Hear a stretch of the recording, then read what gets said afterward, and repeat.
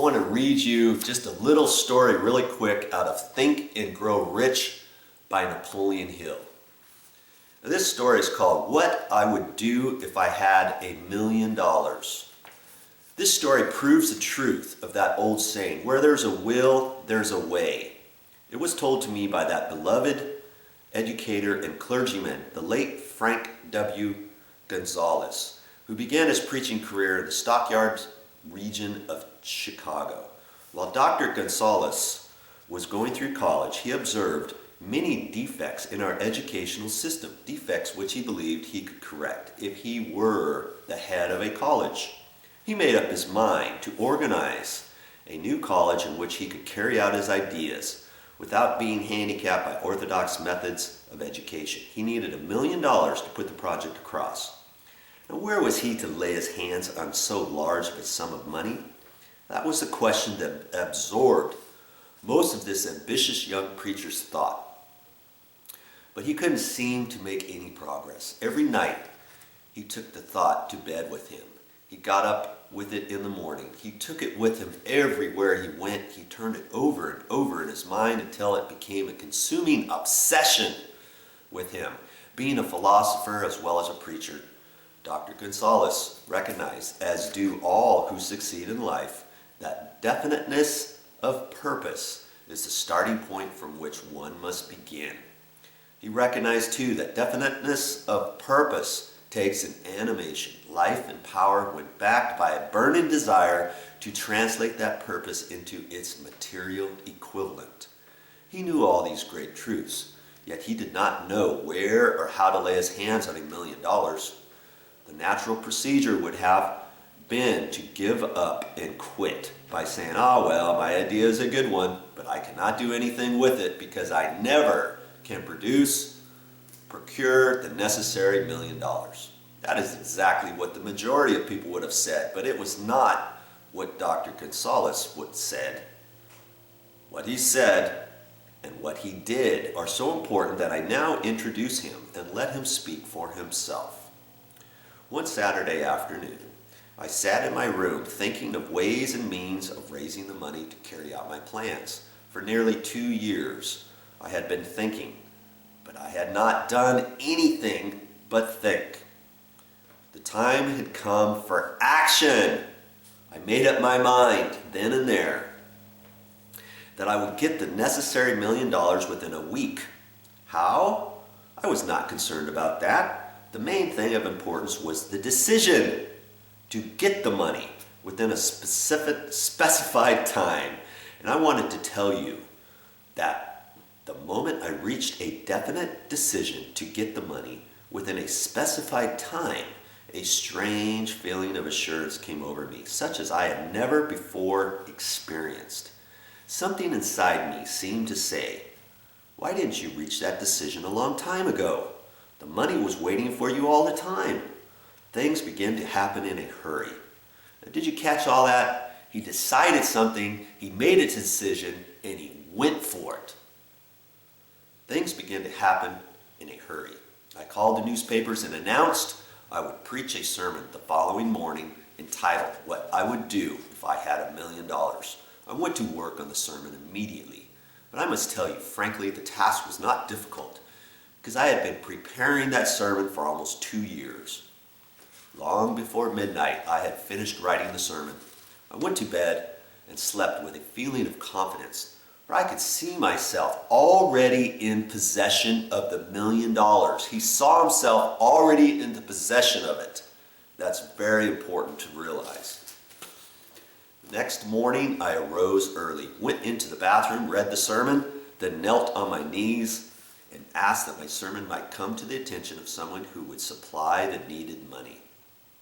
While I was praying, I again had that feeling of assurance that the money would be forthcoming. In my excitement, I walked out without my sermon and did not discover the oversight until I was in my pulpit and about ready to begin delivering it. It was too late to go back for my notes, and what a blessing that I couldn't go back. Instead, my own subconscious mind yielded the material I needed. When I arose to begin my sermon, I closed my eyes and spoke with all my heart and soul of my dreams. I not only talked to my audience, but I fancy I talked also to God. I told what I would do with $1 million if that amount were placed in my hands.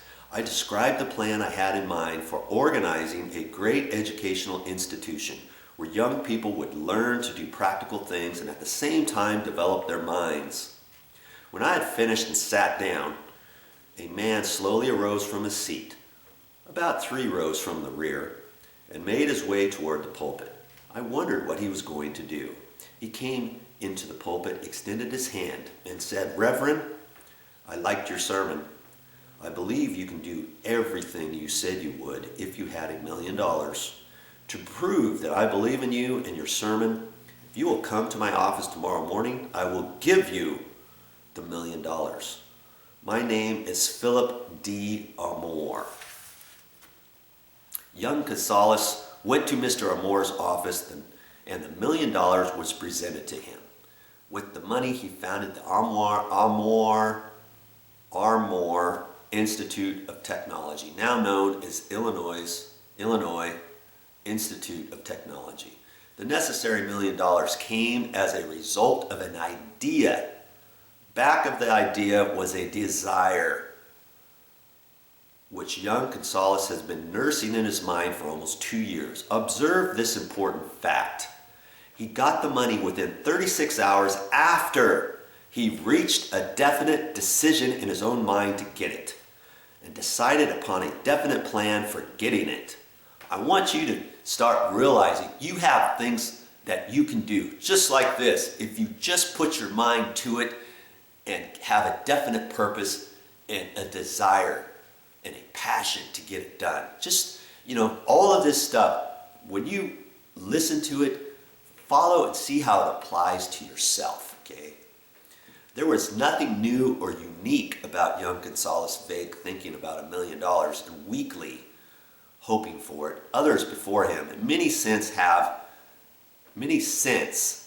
his time, have had similar thoughts, but there was something very unique and different about the decision he reached in that memorable Saturday when he put vagueness into the background and definitely said, "I will get that money within a week."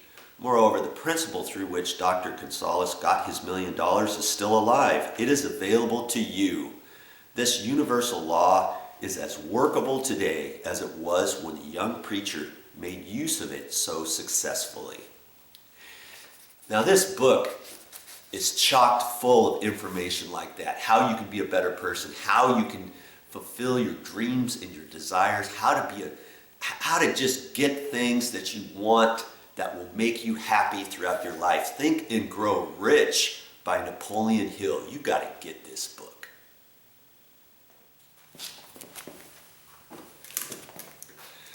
Now, why did I read you that story out of this book? Because I want you to get this book, Think and Grow Rich, okay? Not only are you going to get rich money-wise, if you read this book, you are going to get rich in so many other aspects of your life. It's going to be crazy impossible for you to even think about until you get this book. You gotta read this book. This is my favorite, one of my favorite inspirational entrepreneurial books. And you don't have to be an entrepreneur in order to read this book, okay? It's gonna cost you like the cost of a pizza to buy this book and read it. Now, see, this book looks pretty new. That's because my old book that I had, the cover's off of it and the first couple pages are off of it. The back page is off of it because I read it so much. The purpose of this book is to make you a better person, okay? And the best way to read this book is you read it through the first time.